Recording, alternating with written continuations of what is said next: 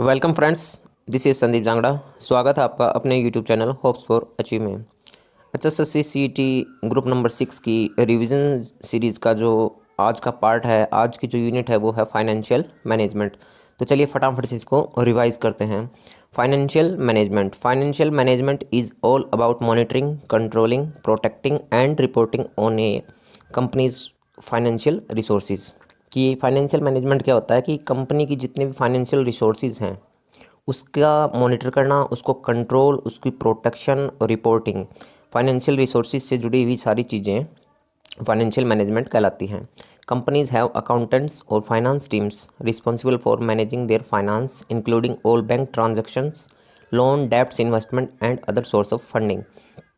कि कंपनी के पास कौन लोग होते हैं कि अकाउंटेंट्स होते हैं और फाइनेंस टीम होती है जो रिस्पॉन्सिबल होती है किसके लिए, फाइनेंस को मैनेज करना, मतलब फाइनेंस का, वित्त का प्रबंध करना, जिसमें हमारी इन सारे की जो बैंक हैं, बैंक ट्रांजैक्शन वो शामिल हैं, loan, debts, instrument, other source of funding, मतलब फंडिंग के जितने भी सोर्स हैं उन सभी की जो देख रेख है वो करते हैं कौन, अकाउंटेंट्स या फिर फाइनेंस टीम। फाइनेंशियल प्लानिंग क्या होती है? Financial planning is the process of taking a comprehensive look at your financial situation and building a specific financial plan to reach your goals. मतलब कि इसमें देखना पड़ता है कि कम्प्रिहेंसिव लुक, कि आपकी बिजनेस की फाइनेंशियल सिचुएशन क्या है और आपको किस तरह से भविष्य में उसको सुधारना है या फिर उसमें इम्प्रूव करना है और आपके गोल को जो है वो अचीव करना है। As a result financial planning often delves into multiple areas of finance. मतलब कि इसके परिणाम स्वरूप फाइनेंशियल प्लानिंग में बहुत सारे एरियाज को शामिल किया जाता है, इंक्लूडिंग इन्वेस्टिंग का भी इसमें जो है मैटर है वो शामिल किया जाता है, taxes, savings, retirement, your estate, insurance and more. ये सारी चीज़ें जो आपकी फाइनेंस से रिलेटेड है ना, चाहे वो इन्वेस्टिंग हो, टैक्स हो, सेविंग हो, रिटायरमेंट, एस्टेट, इंश्योरेंस और मोर, ये सारी इसमें शामिल की जाती हैं फाइनेंशियल प्लानिंग में। नेक्स्ट आता है फाइनेंशियल फोरकास्ट। ये फाइनेंशियल फोरकास्ट जो होता है ना वो क्या होता है, एस्टिमेट होता है किसका, of future financial outcomes for a company और a project, usually applied in budgeting, capital budgeting और वैल्यूएशन।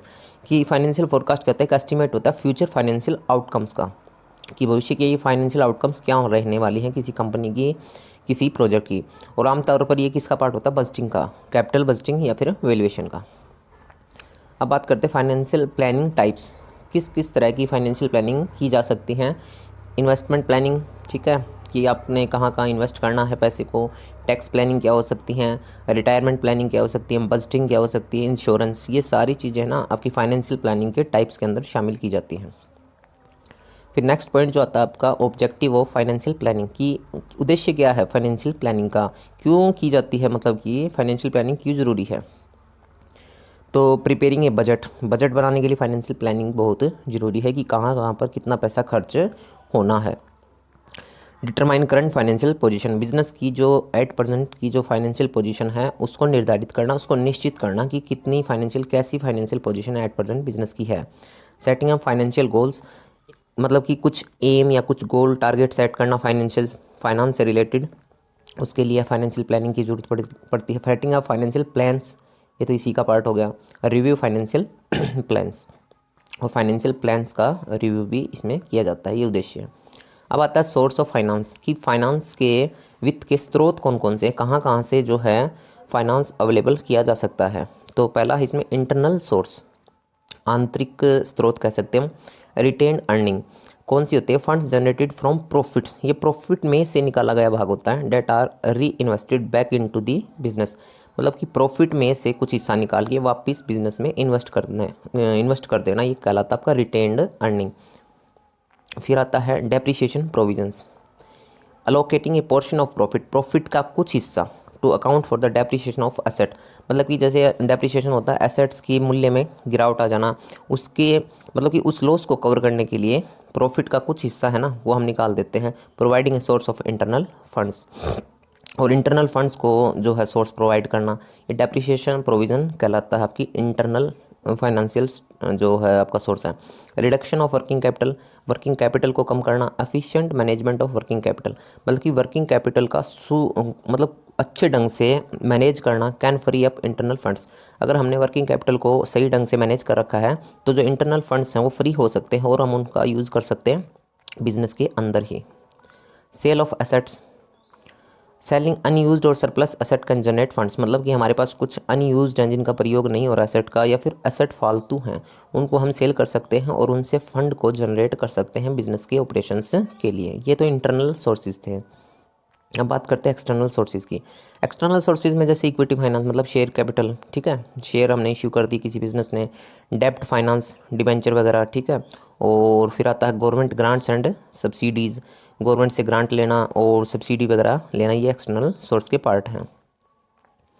फिर आता है cost of capital. Cost of capital, capital की एक तरह से लागत कह सकते हैं। Cost of capital is the minimum rate of return, जो कम से कम रिटर्न का कम से कम जो रेट होता है ना वो, और प्रॉफिट एक company must earn before generating value. मतलब कॉस्ट ऑफ कैपिटल क्या होता है कि मिनिमम रेट ऑफ रिटर्न और प्रॉफिट, एक प्रॉफिट का भाग कह सकते हैं कॉस्ट ऑफ कैपिटल को, कंपनी मस्ट अर्न, कंपनी कमाएगी बिफोर जनरेटिंग वैल्यू, वैल्यू को जनरेट करने से पहले। It is calculated by business accounting department to determine, business का जो अकाउंटिंग डिपार्टमेंट है वो इसको कैलकुलेट करता है, किस लिए, to determine financial risk and whether an investment is justified. मतलब कि फाइनेंशियल रिस्क जो जोखिम वगैरह होते हैं, वित्तीय जोखिम, वो कौन कौन से हो सकते हैं, और कोई इन्वेस्टमेंट है वो कहाँ पर की जानी अच्छी रहेगी, मतलब इन्वेस्टमेंट से रिलेटेड डिसीजन इसमें किए जाते हैं। कॉस्ट ऑफ कैपिटल के ये पार्ट है। महत्व, significance of cost of capital, क्या महत्व है? Maximisation of the value of the firm, firm की जो वैल्यू है उसको उसमें इंक्रीज करना, ग्रो करना, ठीक है। कैपिटल बजटिंग डिसीजन इसमें हेल्प करता है आपका cost of capital. Decision regarding leasing, मतलब कि लीज वगैरह दे रखे हैं कोई प्रॉपर्टी वगैरह, उसमें हेल्प करती है। Management of working capital, working capital को मैनेज करना, उसमें इसका महत्व है। डिविडेंड डिसीजन से रिलेटेड, डिविडेंड मतलब जो आपके शेयर होल्डर हैं उनको डिविडेंड किस तरह से दिया जाना है, वो भी कॉस्ट ऑफ कैपिटल के द्वारा किया जाता है। डिटर्मिनेशन ऑफ कैपिटल स्ट्रक्चर, आपका जो कैपिटल स्ट्रक्चर है किसी बिजनेस का, पूंजी ढांचा, वो किस तरह का होगा, ये सारे पार्ट जो हैं, सारी चीज़ें इफ़ेक्ट करते हैं किसमें, कॉस्ट ऑफ कैपिटल में। तो कॉस्ट ऑफ कैपिटल बहुत ज़रूरी हो जाती है इन सभी के लिए, ये सारे महत्व हैं इसके। कैपिटल स्ट्रक्चर, कैपिटल स्ट्रक्चर का मतलब होता है ढांचा, मतलब कि कंपनी का जो फाइनेंस, पैसा कहाँ से आएगा कंपनी के पास, बिजनेस के पास, वो। Capital structure refers to the amount of डेब्ट और equity employed by a firm to funds its operation and finance its assets. मतलब कि कैपिटल स्ट्रक्चर वो होता है कि जो अमाउंट बिजनेस ने डेब्ट कर रखी है, मतलब कि या तो लोन ले रखी है, या फिर उसने इक्विटी मतलब कि शेयर्स इशू कर रखे हैं और उससे पैसा आ रहा है, और बिजनेस के ऑपरेशंस और जो असेट्स हैं वो खरीदने में उनमें हेल्प हो रही है। ये firms capital structure is typically expressed as a डेब्ट टू इक्विटी और डेब्ट टू कैपिटल रेशियो। फर्म का कैपिटल स्ट्रक्चर जो है ना, उसको हम एक्सप्रेस कर सकते हैं डेब्ट टू इक्विटी के माध्यम से, या फिर डेब्ट टू कैपिटल के माध्यम से, मतलब डेब्ट टू कैपिटल रेशियो या फिर डेब्ट टू इक्विटी रेशियो। डेब्ट and equity capital are used to fund a business operation. डेब्ट मतलब कि डिबेंचर वगैरह कह सकते हैं हम, लोन कह सकते हैं, ठीक है। और इक्विटी कैपिटल शेयर, ठीक है, इनको यूज़ किया जाता है fund a business operation, business के मतलब इनसे जनरेट किया जाता है पैसों को, फंड को, और फिर बिजनेस के जितने भी ऑपरेशंस हैं, कैपिटल एक्सपेंडिचर हैं, एक्विजिशन और अदर इन्वेस्टमेंट में सारी चीज़ें की जाती हैं, तो ये कैपिटल स्ट्रक्चर कहलाता है। कैपिटल स्ट्रक्चर डिसीजन किस तरह का होना चाहिए, ये मतलब कि किसी कंपनी का या किसी बिजनेस का जो कैपिटल ढांचा है, ठीक है, वो किस तरह का होना चाहिए, वो होता है कैपिटल स्ट्रक्चर डिसीजन। एक कंपनी फाइनेंसिंग डिसीजन और capital structure decision is concern with source of funds from where long term finance is raised and the proportion in which the total amount is raised using these source of funds। कि capital structure जो decision है, निर्णय है, वो जुड़ा होता है किसके साथ, सोर्स ऑफ फंड्स, मतलब फंड्स के जो स्रोत हैं, पैसा कहाँ से आएगा, फ्रॉम वेयर और कहाँ से, कौन से पैसा, लॉन्ग टर्म फाइनेंस मतलब कि कहाँ से लंबी अवधि का जो फाइनेंस है वो उपलब्ध किया जा सकता है, and the proportion in which the total amount is raised using these source of funds, और उसका जो अनुपात कह सकते हैं, प्रोपोर्शन, टोटल अमाउंट जो रेज की जाएगी इन सोर्सेज या इन फंड्स को यूज़ करके। It involves determining how the selected asset project will be financed, मतलब कि इसमें शामिल किया जाता है क्या निर्धारित करना, the selected asset project will be financed, मतलब कि हम कोई बिजनेस करने जा रहे हैं या फिर कोई एसेट खरीदने जा रहे हैं, तो उसको कहाँ से, उसको खरीदने के लिए पैसा कहाँ से आएगा, वो सारी चीज़ें आपकी आती हैं कैपिटल स्ट्रक्चर डिसीजन में। फिर आता है broadly financing decision involve the following three issue, मतलब कि इसमें आमतौर पर तीन ये चीज़ें शामिल की जाती, कौन कौन सी, the amount of long term capital requirement, लंबी अवधि की जो पूंजी है उसकी अमाउंट मतलब कहाँ से वो प्राप्त होगी। This is related with company budgeting decision of the company, company के जो कैपिटल बजटिंग डिसीजन है उसका पार्ट होता ही है। Source of funds from where funds are raised, कौन कौन से जो सोर्सेज होंगे जहाँ से फंड्स को अवेलेबल किया जाएगा। और फिर आता आपका नेक्स्ट जो है वो है composition of total funds, debt is the proportion of each specific source in total capitalisation. Composition of total funds debt is the proportion of each specific, मतलब कि कंपनी ने क्या किया है कि कैपिटल रेज की है, कैपिटल फंड्स किए हैं, तो वो कौन कौन से स्रोत से, मतलब कौन कौन से जो सोर्सेज हैं वहाँ से कैपिटल को अरेंज किया गया है और उनका प्रपोर्शन क्या है। फिर आता है डिटर्मिनेंट्स ऑफ कैपिटल स्ट्रक्चर, मतलब कि कैपिटल स्ट्रक्चर किसी कंपनी का बिजनेस का हम तय कर रहे हैं कि किस तरह का होना चाहिए, तो उसको निर्धारित करने वाले जो तत्व होते हैं ना वो कौन कौन से होंगे। तो एक तो होता है cost of capital, sales growth and profitability, मतलब कि सेल्स की क्या ग्रोथ होने वाली है, प्रॉफिटेबिलिटी आपकी क्या रहने वाली, कंपनी का साइज क्या है, रिस्क कितना है, कैश फ्लो कैसी रहने वाली है और मार्केट कंडीशन कैसी होगी। ये डिटर्मिनेंट्स होते हैं कैपिटल स्ट्रक्चर के। फिर नेक्स्ट बात करते हैं कैपिटल स्ट्रक्चर थ्योरीज़ के बारे में। तो पहली थ्योरी जो है इसकी नेट इनकम अप्रोच, NI, ठीक है। अकॉर्डिंग टू दिस अप्रोच, इस अप्रोच के according capital structure decision is relevant to the value of the firm, firm की वैल्यू से जुड़े होते हैं। An increase in financial leverage, मतलब कि डेप्ट प्रपोर्शन कह सकते हैं कि जैसे ही फाइनेंशियल जो लिवरेज है, फाइनेंशियल मतलब कि ऋण जो है आपका इंक्रीज होगा, will lead to decline the weightage average cost of capital. उस मतलब कि फाइनेंशियल लिवरेज जितना इंक्रीज होगा वो डिक्लाइन करेगा किसको, weighted average cost of capital, while the value of the firm as well as market price of ordinary share will increase. और जो फर्म की वैल्यू है वो और मार्केट प्राइस जो है ऑर्डिनरी शेयर्स का वो क्या होंगे, साथ में इंक्रीज होंगे। नेट इनकम अप्रोच कहलाती है। ट्रेडिशनल परंपरागत एक तरह से ट्रेडिशनल थ्योरी अप्रोच कहलाती है। This approach favours debt as a result of financial leverage, मतलब कि ऋण अगर बढ़ा रहे हो up to some point cost of capital comes down, मतलब कि एक हद तक अगर आप ऋण इंक्रीज कर रहे हो तो कॉस्ट ऑफ कैपिटल डाउन आएगी and value of firm increase, firm की जो वैल्यू है वो इंक्रीज होगी। हाउएवर बियॉन्ड दैट पॉइंट, और उस पॉइंट के बाद मतलब कि उस लिमिट के बाद रिवर्स ट्रेंड इमर्ज, उसके बाद उल्टा होना शुरू हो जाता है। मतलब कि एक हद तक जो है ना आप फाइनेंशियल लिवरेज को इंक्रीज करते हो तो कॉस्ट ऑफ कैपिटल आपकी डाउन रहेगी और वैल्यू ऑफ फर्म वो इंक्रीज होगी, लेकिन उस पॉइंट के बाद भी वो अगर वो जारी रहती है ना तो रिवर्स ट्रेंड शुरू हो जाता है। ये आपकी ट्रेडिशनल अप्रोच है। फिर आता है आपका net operating income approach, NOI। According to this approach capital structure decision of the firm are irrelevant, मतलब कि अलग अलग होते हैं भैया, ठीक है, रिलेवेंट नहीं होते हैं। Any change in the leverage will not lead to any change in the total value, मतलब कि आप ऋण बढ़ा रहे हो, कम कर रहे हो, लिवरेज आपकी इंक्रीज हो रही है, डिक्रीज हो रही है, तो उससे कोई फर्क नहीं पड़ेगा किस पे, total value of the firm and the market price of share, मतलब शेयर के मार्केट प्राइस पे और फर्म की वैल्यू पे उस पर कोई फर्क नहीं पड़ेगा। ये बोलती है net operating income approach. As the overall cost of capital is independent, मतलब कि कॉस्ट ऑफ कैपिटल है ना पूरी की पूरी वो इंडिपेंडेंट है, स्वतंत्र है of the degree of leverage, मतलब कि जो डेप्ट जो आपका लिवरेज है उसके ऊपर डिपेंड है, मतलब कि इंडिपेंडेंट है, स्वतंत्र है आपकी कॉस्ट ऑफ कैपिटल, मतलब कि आप बढ़ा रहे हो घटा रहे हो तो उससे आपकी जो टोटल वैल्यू फर्म है उस पर फ़र्क नहीं पड़ेगा और मार्केट प्राइस जो शेयर की है उस पर भी फ़र्क नहीं पड़ेगा।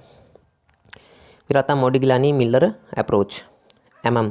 The NOI approach is definitional और conceptual and lacks behavioural significance. जो आपकी नेट जो अभी हमने पढ़ी थी ऊपर वाली NOI अप्रोच वो क्या है, डेफिनेशनल, मतलब कि डेफिनेशन है और उसमें कंसेप्ट हैं और उसमें बहुत सारी लैक्स हैं, कमियां हैं बिहेवियरल सिग्निफिकेंस, बिहेवियर के हिसाब से देखे जाए तो उसमें बिहेवियर के महत्व से देखे जाए तो उसमें लैकिंग है, कमी है। However Modigliani Miller approach provides behavioural justification, और मोडिग्लानी मिलर जो MM अप्रोच है वो बिहेवियरल जस्टिफिकेशन जो है प्रोवाइड कराता है for constant overall cost of capital, कि जो आपकी overall capital cost of capital है ना उसके ऊपर and therefore total value of the firm, मतलब कि ये जस्टिफिकेशन प्रोवाइड कराता है behavioural justification constant overall cost of capital में और आपके साथ साथ total value of the firm में। रहता assumption of MM approach. MM approach की जो अजम्पशन हम मान्यता है वो क्या है, capital markets are perfect. Capital market क्या होती है, perfect. All information is freely available, सारी इन्फॉर्मेशन जो वो आपको फ्रीली क्या है, उपलब्ध है, अवेलेबल है। There are no transaction cost, कोई भी ट्रांजेक्शन कॉस्ट इसमें शामिल नहीं है। ऑल इन्वेस्टर आर रैशनल, सारे इन्वेस्टर रैशनल हैं। Firm can be grouped into equivalent risk classes, फर्मों को ग्रुप किया जाता है एक जैसे इक्विवेलेंट रिस्क क्लासेस के अंदर। Non existence of corporate tax, और कॉर्पोरेट टैक्स का इसमें नॉन एग्जिस्टेंस माना जाता है। कैपिटल बजटिंग डिसीजन क्या होता है भाई? एक capital budgeting decision is typically a go और no go decision on a product, service, facility और activity of the firm. Capital budgeting decision का मतलब होता है कि कोई प्रोडक्ट हमें बनाना है, कोई सर्विस हमें बनानी है, फैसिलिटी या फिर कोई फर्म की एक्टिविटी करनी है या नहीं, उससे रिलेटेड जो डिसीजन होंगे वो कैपिटल बजटिंग डिसीजन की होंगे कि हमें वो करनी है, गो है या फिर no go decision. That is we either accept the business proposal और वी रिजेक्ट, कि हम जो बिजनेस प्रपोजल है उसको एक्सेप्ट करें या फिर उसको रिजेक्ट करें, उसी से रिलेटेड जो डिसीजन है वो आपके कैपिटल बजटिंग डिसीजन है। Process, there are few steps in the capital budgeting process, इसमें कुछ एक स्टेप्स हैं कैपिटल बजटिंग प्रोसेस के अंदर। तो पहला तो है आइडेंटिफाइंग द इन्वेस्टमेंट अपॉर्चुनिटी, जो हमको इन्वेस्टमेंट के अवसर दिख रहे हैं यहाँ पर, प्राप्त हो रहे हैं, उनको पहचानना, वो हो गया, ठीक है। फिर आता है गैदरिंग इन्वेस्टमेंट प्रपोजल, फिर इन्वेस्टमेंट प्रपोजल जो है ना वो गैदर करना। फिर आता है deciding on project for capital budgeting, project को डिसाइड करना किस लिए? कैपिटल बजटिंग के लिए। Preparation and appropriation capital budgeting, ये करना, प्रिपेयर करना, प्रिपरेशन करना कैपिटल बजटिंग का। Implementation of capital budgeting, capital budgeting को इम्प्लीमेंट करना, ठीक है, लागू कर देना। और फिर आता है परफॉर्मेंस रिव्यू, और फिर उसको लागू करने के बाद जो परफॉर्मेंस आती है उसको रिव्यू करना, उसको जांचना, कैपिटल बजटिंग की प्रोसेस है। नेक्स्ट जो इसका टॉपिक आता पार्ट आता वो था approach of working capital management, की अप्रोच क्या क्या होती हैं। There are 3 major approaches to managing working capital, working capital को मैनेज करने की 3 मुख्य अप्रोच हैं। एक है अग्रेसिव, मॉडरेट, जिसको हैजिंग भी कह सकते हैं, और एक है कंजर्वेटिव। 3 हैं। With an aggressive approach, aggressive approach के माध्यम से the companies working capital investment are minimal, company के वर्किंग कैपिटल इन्वेस्टमेंट होते हैं मिनिमल होते हैं। It is a high risk high profit strategy, मतलब कि ये ज़्यादा जोखिम उठाना और ज़्यादा लाभ कमाना की नीति होती है। मॉडरेट और हेजिंग अप्रोच जो होती है वो डिवाइड कर देती है the total working capital into 2 section, 2 section में डिवाइड कर देती है। एक तो होता है परमानेंट और एक होता है temporary. The permanent capital is minimum amount, कम से कम अमाउंट होती है, use to perform business operations, business के जो कार्य होते हैं उनको यूज़ करने परफॉर्म करने के लिए इसका यूज़ किया जाता है परमानेंट कैपिटल का। और जो टेम्परेरी वर्किंग कैपिटल होती है रिक्वायर्ड फॉर स्पेसिफिक नीड्स, किसी खास ज़रूरत के लिए टेम्परेरी वर्किंग कैपिटल का यूज़ किया जाता है। मॉडरेट अप्रोच है। फिर आता है कंजर्वेटिव, कंजर्वेटिव अप्रोच जो होती है is one where the company invest high capital in existing assets, जहाँ पे कंपनी इन्वेस्ट करती है ज़्यादा कैपिटल, कहाँ पे? एग्जिस्टिंग एसेट्स के अंदर, जो कंपनी की एसेट्स एट प्रेजेंट जो बिजनेस के अंदर हैं उन्हीं में ज़्यादा कैपिटल इन्वेस्ट करती है, ये आपकी कंजर्वेटिव अप्रोच है। तो ये थी आपकी आज की यूनिट फाइनेंशियल मैनेजमेंट। इसकी जो नेक्स्ट यूनिट होगी जिसको हम रिवाइज करेंगे वो है जीएसटी। तो मिलते हैं नेक्स्ट वीडियो में, तब तक हंसते रहिए, मुस्कुराते रहिए, खुश रहिए। Have a nice day.